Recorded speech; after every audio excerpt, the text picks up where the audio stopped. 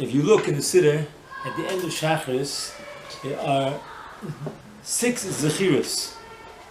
It says in the Siddur that the Mekubalim say if you say the 6 Zechiros every day, you muftach that you'll be a Ben Elamaimu. Many of them are known to people. We just passed Parashat Zohar.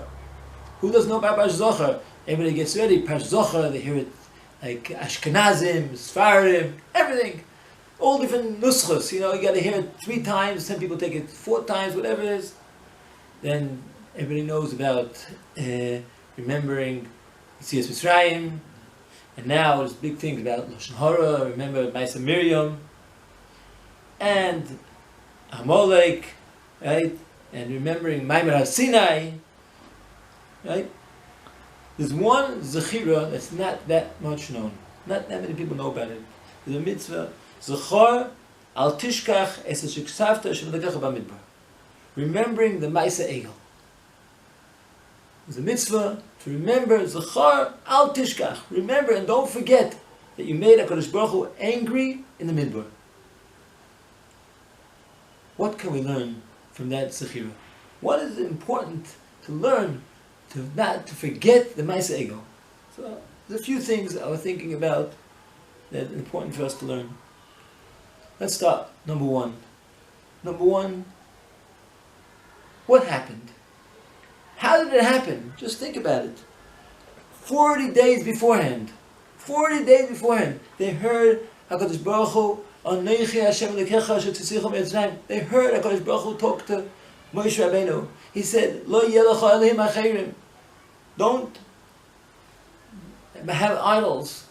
And this we know, the sheish mitzvahs tmidius, every second, right? You do what Mishnah Berurah brings, that every second you're supposed to think, and you get a mitzvah, everything. Anochi Hashem Elokecha. Remember that HaKadosh Baruch Hu created the world, and He took us out of Mitzrayim, and you shouldn't have idols. And also 40 days later, imagine, 40 days later, Klal Yisrael went to a chet. How is it possible? How is it possible?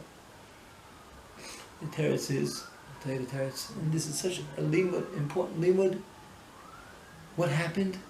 They saw Moshe Rabbeinu's mita, the Sultan they saw Moshe Rabbeinu's mita. What happened?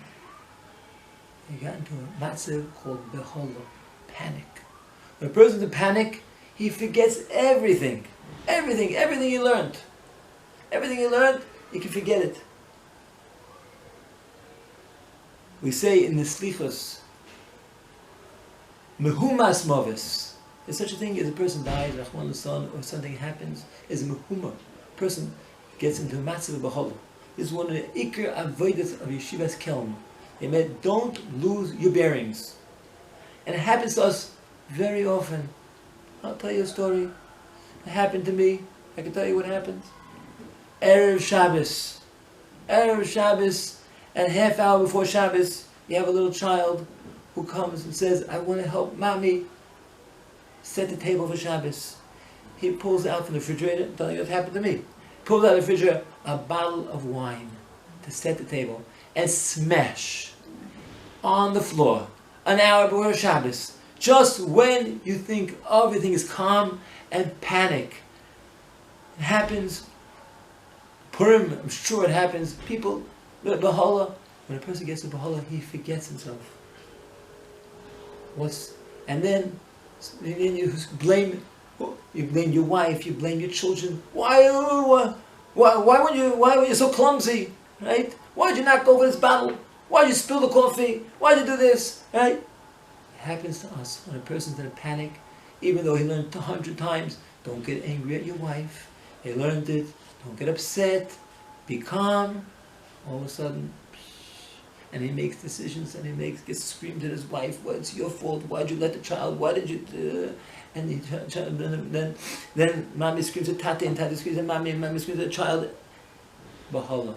The person gets to a matzah of Bahala, panic, and he loses himself. Even the most calm person, he gets to a matzah of Bahala, he forgets. This is what happened to Klal Yisrael. And if you notice, what did Aaron say? Chag Lashem Mocha. He tried to push it off. This is a massive. Anytime the massive is a Bahala, what you do is push it off. Don't make decisions right now. You want to get upset at your wife, at your son, at your daughter. Think, I'll get upset at them tomorrow. Sleep overnight. Overnight, and in the morning, you might have come a different decision. You have to think it over. It happened to me. I was upset at a bacher in yeshiva, and I was going to get very angry at him. I went to sleep and said, I'm not going to get angry. Tomorrow, I'll get angry at him. And then I came back, I woke up the next day, and I said, okay, happened. Whatever happened, happened. I'll be able to understand him. Then I can understand him. That's one of the limudim that you have to learn from the Ma'aseh Egel. Another limud. We just said, they were just by Maimon HaSinai. It was just by Maimon HaSinai. How could it be that this is a chet? I explained it was Bahala, but still, just, they heard. You know what happened?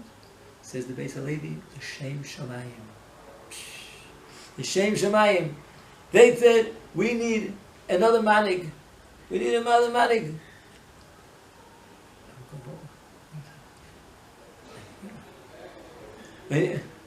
We need another manig. The Shem Shamayim.